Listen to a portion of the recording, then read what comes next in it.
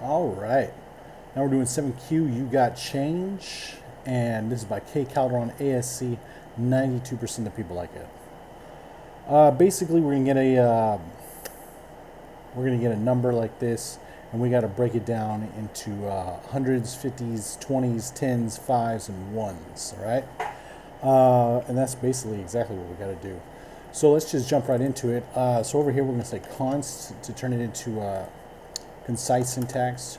Equal, we're going to leave the parentheses there because inside of them we're going to also add a variable called bills, and that's going to equal an array saying 100, 50, 20, tens, fives, and ones, right? So that's all the denomination of currency right there.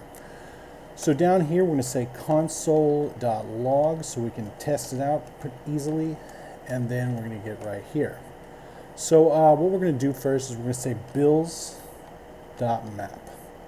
If you don't know about the map method, it creates a new array populated with the results of calling a provided function on every element in the calling array. For this one, the function is whatever's an element is going to be multiplied by 2. So 1, 4, 9, and 16 is going to be turned into 2, 8, 18, and 32. The syntax we're going to be using on this one is going to be map, the element right here, arrow, and then also the expression. And so for that, we're going to say element right here, and then we're going to have an array right here. We're going to say element and amount. That way we can go through this, and each time we subtract however many bills from this, we can change the amount to, like, let's say we're taking out 300, we can have the amount now be 65, and I'll show you how. So element and amount are going to equal, in the first element we're going to say, what are we going to say here? Element is going to equal Math.floor.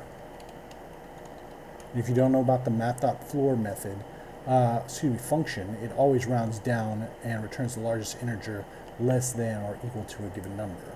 So we're going to say Math.floor, and we're going to say, what is it?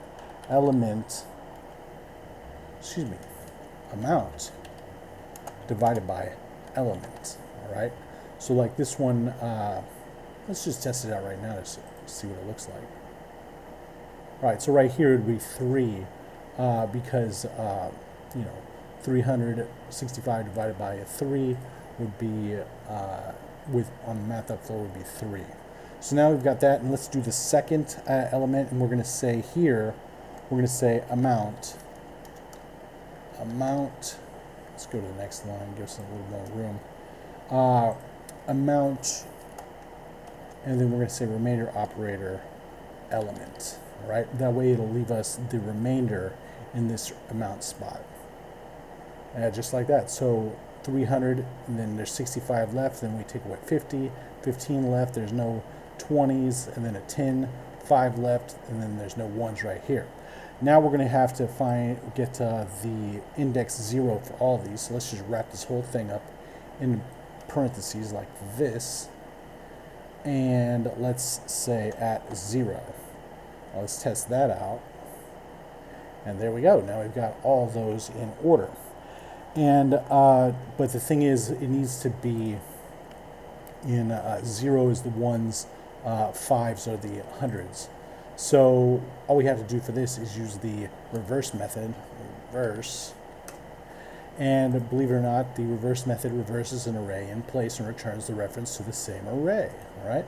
So down here on the next line, since we're running out of room, we'll just say dot reverse. Like that. Test it out again, and remember this is the order it's in now. Test it out. And now it's in the order we need it in, all right? So now that it's looking good, let's get rid of this console.log. All right, test it out one more time. Looks good, attempt it. There we go, submit it.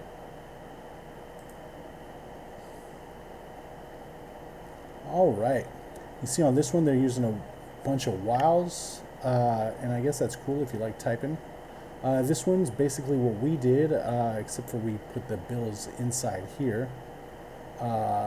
This one, pretty much the same thing we did too, and so on and so forth.